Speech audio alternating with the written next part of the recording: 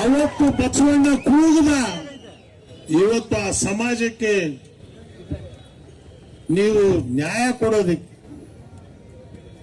ಒಳ ಮೀಸಲಾತಿ 70 ವರ್ಷ ಆಯಿತು ರಾಜ್ಯಕ್ಕೆ. ಇವತ್ತಿನ ದಿವಸ ಸ್ವಾತಂತ್ರ್ಯ ಸಿಕ್ಕಿ ದೇಶಕ್ಕೆ. ಇದಕ್ಕೊಂದು ಒಳ್ಳೆ ಮೆಡಿಕಲ್ ಕಾಲೇಜ್ ಇಲ್ಲ, ಒಂದು ಸ್ಕೂಲ್ ಇಲ್ಲ. ಇವತ್ತು ತಿಮ್ಮಾಪುರ ಸೇರಿಸ್ಕೊಳ್ಳೋದೆಲ್ಲ ಬರ್ಬೇಕವ್ರು. ಇವತ್ತು ಅವರು ಎಲ್ಲವನ್ನು ಇವತ್ತಿನ ದಿವಸ ಇಷ್ಟು ಮಾತ್ರ ನಿಮ್ಗೆ ಹೇಳ್ತೇನೆ, ಸಾದ್ರು ಸಾಬ್ರು ಮಾದ್ರು ಈ ಮೂರು ಮುಂಚೆನೂ ಜೊತೆಯಲ್ಲಿದ್ದಂತವೆ,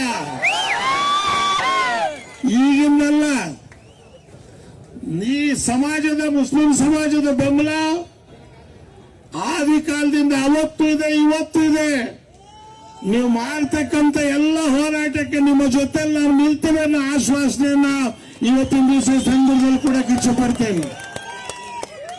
ಸಿದ್ದರಾಮಯ್ಯನವರು ಬುದ್ಧಿವಂತರು. ಸಿದ್ದಣ್ಣ, ನಿಮಗೆ ಗೊತ್ತೈತ್ ನಾನು ಏನು ಅಂತ ಹೇಳಿ. ನಾನೆಲ್ಲಾದ್ರೂ ಕಾಲಿಟ್ರಲ್ಲಿ ಅಪಜಯ ಆಗಲ್ಲ, ಅದು ಜಯನೇ.